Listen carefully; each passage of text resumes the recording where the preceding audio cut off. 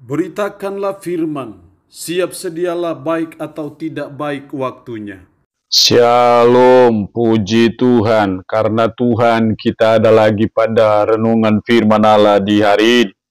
Nats firman Allah akan kita renungkan bersama di hari ini, saya ambil dari Filipi pasal 2, secara khusus ayatnya yang kelima yang berkata demikian. Hendaklah kamu dalam hidupmu bersama, menaruh pikiran dan perasaan yang terdapat juga dalam Kristus Yesus. Demikian kebenaran firman-Nya yang mengajar, menasihati kita menaruh pikiran Kristus. Sebagai umat, sebagai orang percaya, kita terus belajar dalam menjalani hidup supaya pikiran-pikiran Kristus itu kita taruh juga ada dalam pikiran kita. Atau dengan bahasa lain, kita belajar supaya apa yang dipikirkan oleh Kristus, apa yang ada dalam pikiran Kristus, itu juga seharusnya terus ada dalam pikiran kita sebagai umat Tuhan. Dalam konteks ayat ini, apa pikiran Kristus yang harus kita taruh dalam pikiran kita? Setidaknya ada 3 hal penting dalam konteks Filipi pasal 2 ini. Yang pertama adalah pikiran Kristus yang rela berkorban. Makanya dalam ayat 6 selanjutnya, walaupun dalam rupa Allah tidak menganggap kesetaraan dengan Allah itu sebagai milik yang harus dipertahankan, melainkan telah mengosongkan dirinya. Jadi supaya pikiran Kristus yang rela berkorban itu harus ada juga dalam diri kita sebagai umatnya, sebagai orang percaya. Itu maksudnya kita menaruh pikiran Kristus itu ada dalam hidup kita, ada juga dalam hati dan pikiran kita. Seperti Kristus yang mau rela berkorban ketika dia datang ke dalam dunia, sampai dia harus mati di bukit Golgota demi dan untuk menebus dosa kita, kerelaannya yang mau berkorban, itu juga hendaknya ada dalam pikiran kita sebagai umat, sebagai orang percaya. Dalam konteks Filipi pasal 2 itu sebagai bagian dari untuk kita membangun suatu kesehatian, kebersamaan.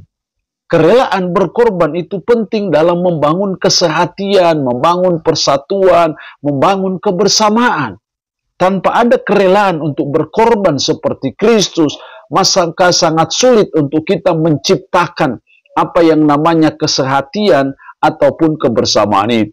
Jadi mari kita terus belajar dalam hidup kita supaya pikiran Kristus yang rela berkorban itu juga ada dalam diri kita sebagai umat.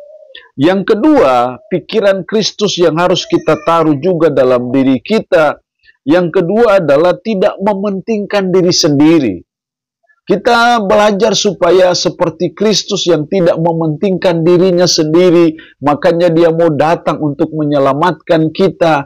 Pikiran Kristus seperti itu juga harus ada dalam diri kita. Tidak hanya memikirkan diri sendiri, tidak hanya hidup bagi kepentingan sendiri, tetapi juga kepentingan orang lain juga. Atau dengan kata lain, kita juga belajar untuk mengutamakan kepentingan orang banyak, bukan hanya kepentingan diri kita sendiri. Karena pikiran Kristus itu untuk kepentingan bersama. Bukan untuk kepentingan dirinya, tapi justru lebih kepada kepentingan orang lain. Nah, pikiran Kristus yang seperti itu juga harus juga ada dalam hidup kita sebagai umat, sebagai orang percaya. Jadi mari kita terus belajar dalam hidup kita untuk tidak hanya memikirkan diri sendiri, tidak hanya memikirkan kepentingan sendiri, tetapi juga kepentingan orang lain, tapi juga kepentingan banyak orang. Maka kita sudah menaruh pikiran Kristus itu dalam hidup kita. Yang ketiga, pikiran Kristus yang ada dalam pikiran kita, yang kita taruh dalam pikiran kita adalah kerendahan hati. Kalau kita perhatikan dalam ayatnya yang kedua, di situ dikatakan seperti ini. Ayat 3, dengan tidak mencari kepentingan sendiri atau puji-pujian yang sia-sia, sebaliknya hendaklah dengan rendah hati yang seorang menganggap yang lain lebih utama daripada dirinya sendiri. Jadi seperti Kristus yang ada kerendahan hati, makanya dia merendahkan dirinya menjadi manusia sampai mati di bukit Golgota.